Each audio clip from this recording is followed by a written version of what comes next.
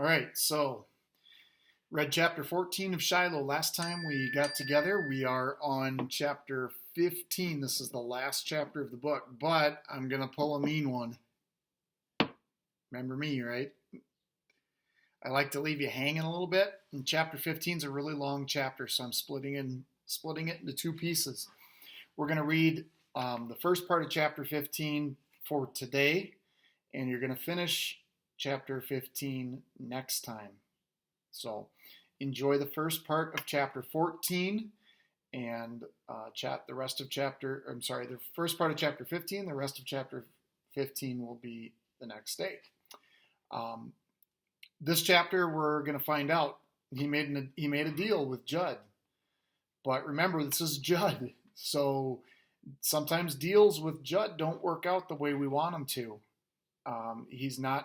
Doesn't seem like the most honest guy in the world. So he makes a deal with him, but will Judd keep his part of the bargain or not? That's kind of the question right now. And there's some hints here in chapter 15, and I'm going to ask you to make a prediction when I get done reading the first half of chapter 15. So here we go, chapter 15. Closer I got to home, though, the bigger the grin on my face got. And when I bust into the kitchen, I got a smile from ear to ear. Dad's having coffee, and Ma's in the living room listening to the Sunday morning services by Brother Jonas. She watches him every Sunday at 7, which tells me what time it is already. "Where you been?" says Dad, and I can tell Ma's paying attention too. "You got up and gone, we got to worrying." I slide into my chair, and almost have to push my cheeks in to keep the smile from going all the way around my head. "I went to see Judd Travers," I say, still breathless, "and I'm buying his dog." Ma gets up and comes into the kitchen doorway. "What?" "Thought he wasn't selling that dog," says Dad, looking at me hard. "He wasn't, but I talked him into it. He needs some help around his place, and he says if I work hard for him for 20 hours at $2 an hour, that'll pay the $40 he wants for Shiloh." Ma's smile's getting broader by the minute. "I don't believe it," she says. "Shiloh's yours?" "Not yet, but he will be, and we don't have to take him over to Judd's." Before I can get the last word out, she's got her arms around me, squeezing the breath almost out of my chest. I think Shiloh can smell Judd Travers on me. He can smell the deer's blood, too. I know by the way he's sniffing at my shoes. But finally he just can't stand no more. He's joyful I'm back, and he's licking me, welcoming me home. But Dad is studying my face. "I can't figure it, Marty. Judd seemed pretty definite about keeping that dog. What was it that was said between you two?" I really didn't want to lie no more. If I tell Ma and Dad everything except about the deer, that's lying by omission. Ma says, not telling the whole truth. But if I tell about the deer after promising Judd I wouldn't, then I would have lied to Judd. Rather lie to Judd than my folks. But I figure it this way. Dad wouldn't report Judd even if he did see him shoot a doe out of season, because that's the way it's always been around here. That don't necessarily make it right, of course, but with him feeling that way, nothing's going to change if I do tell him about Judd and the deer, and because I promised not to, I don't. Right now, the most important thing to me is Shiloh. Told him I wasn't giving Shiloh back no matter what, I tell Dad. They are sure staring at me now, him and Ma. "You said that to Judd Travers?" Dad asked, scooting back in his chair. "Only thing left to say. Only thing I could think of to do I hadn't tried already. Was going to tell him he could take me to court, and I'd have to have the judge, and I'd tell the judge how he kicked his dogs, but didn't have to go that far. Guess he needs help around his place." Ma turns to Dad. "You know, I think it's because Shiloh was hurt. I think he figures that dog's never gonna be what it was, and that's why he's willing to let it go. Figured he got rid of a lame dog, and the best bargain too." That's the way I figure it," I say, and at last Dad begins to smile. "So we got ourselves a new member of the family," he tells me, "and that's about the nicest thing I heard said in this house in my whole life. Then Becky and Darrell Lynn wakes up, all sad faces because they think we got to take Shiloh over to Judd's today. I tell them the news, and Darrell Lynn, she starts dancing.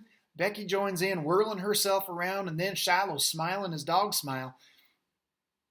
Everybody whooping and carrying on.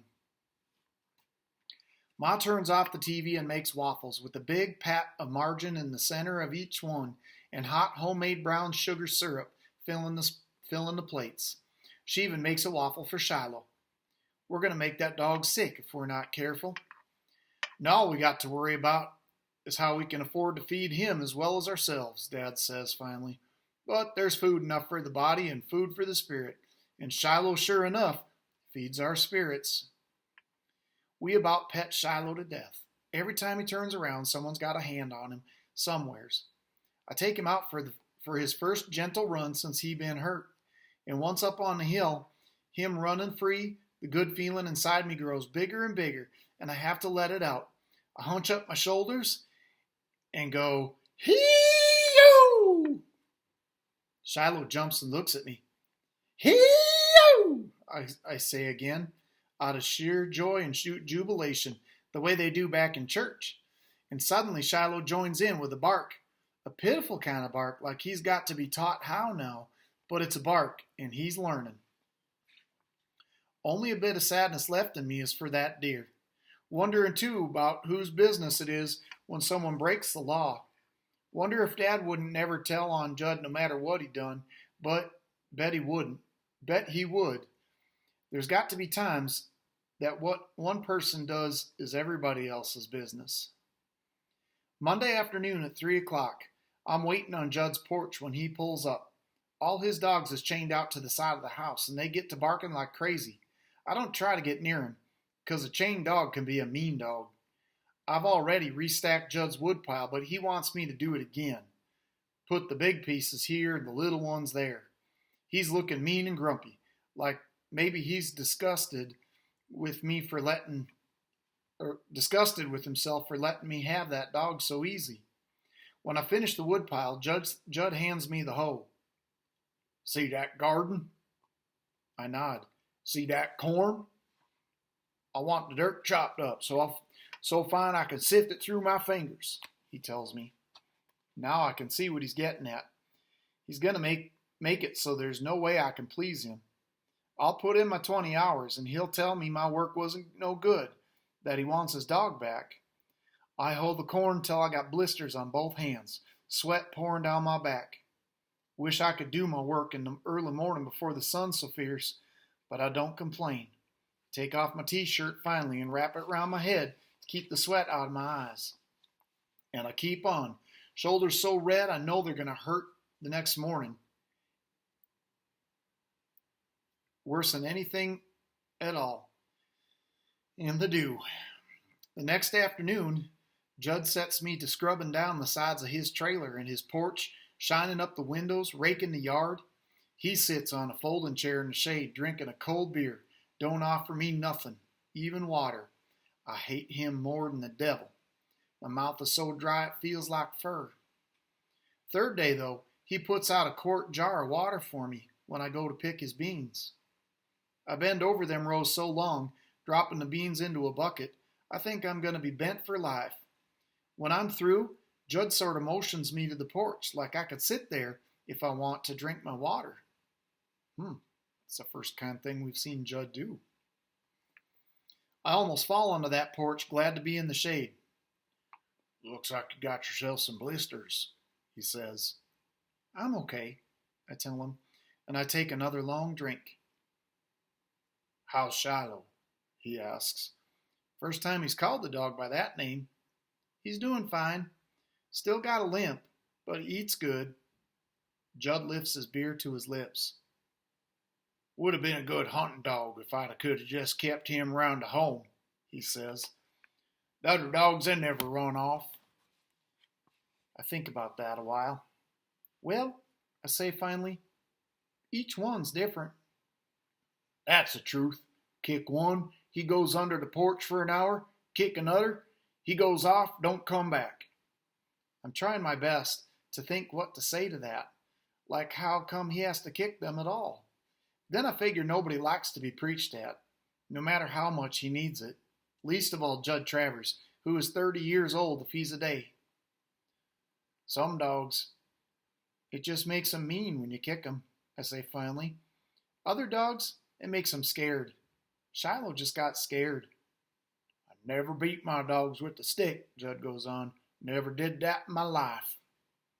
I don't say anything right away. Finally, though, I ask, how are your dogs doing? Raring to go out hunting, Judd says. We look over at his 3 dogs, all pulling at their chains and snarling at each other. That biggest dog now, Judd goes on, he's the loudest squaller I got. I can tell from his racket whether he's found on a fresh track or an old one, if he's running a ditch or swimming up to a treed coon.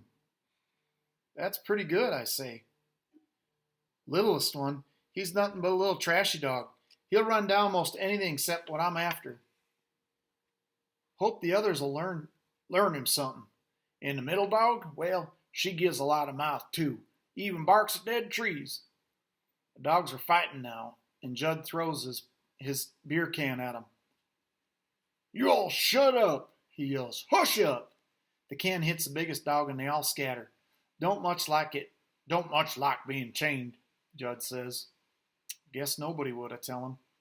I put in 10 hours that week, meaning I make up 20 of the dollars I owe him. Got one more week to go.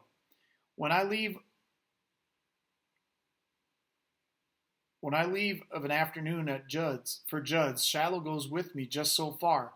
Then he goes to whining and turns back. I'm glad he won't go on with me. Don't want him anywhere near Judd Travers' house. Monday on the second week, it seemed like Judd was out to break my back or my spirit or both. This time he's got me splitting wood. I got to roll a big old piece of locust wood over to the stump in his side yard and drive a wedge in it. Then hit the wedge with a sledgehammer. Again and again and again till the wood falls apart in pieces to fit his wood stove. Then another log and another. I can hardly get the sledgehammer up over my head when I bring it down. My arms are so wobbly my aim ain't true. Almost dropped the hammer. This ain't a job for me, and if Dad saw what Judd was making me do, he'd tell him it wasn't safe. But Judd's out to teach me a lesson, and I'm out to teach him one. So I keep at it. Know it takes me twice as long as Judd to split the wood, but I don't stop. And all the while, Judd sits on his front porch drinking his beer can, watching me sweat. Sure does his heart good, I can tell. Then he says something that almost stops my heart cold. He laughs and says, Boy, you sure are putting in a whole lot of work for nothing. I rest my back for a moment and wipe one arm across my face. Shiloh's something, I tell him. You still thinking you get my dog just 'cause you got some handwriting on a piece of paper? Judd laughs and drinks some more. Why, that paper's not good for anything but to blow your nose on. Don't have a witness. I looked at Judd. What do you mean? You don't even know what's legal and what's not, do you? Well, you show a judge a piece of paper without a witness's signature, he'll laugh you right out of the courthouse. Gotta have somebody sign that. He saw you strike a bargain. Judd laughed some more. And nobody here but my dogs. I feel sick inside, like I could just maybe throw up. I can't think of what to say or do, so I just lift the sledgehammer again and again, and I go on splitting the wood. Judd laughs even harder now. What are you, boy? Some kind of fool? And when I don't answer, he says, What you breaking your back for? I want that dog, I tell him, and raise the sledgehammer again. Uh-oh. Sounds like Judd is planning to not let Marty have Shiloh after all. What do you think's going to happen? Is Judd going to hold up to his end of the bargain and let Marty have the dog, or is he going to make him work these 40 hours and then or 20 hours and then not pay him by giving him the dog back? Judd is a sneaky guy, isn't he? So that's going to be your job today. Write down, what do you think's going to happen? Is Marty going to get the dog? Is Judd going to keep the bargain or not? So I want you to write your answer down for me on the sheet that's attached. We'll finish the book tomorrow.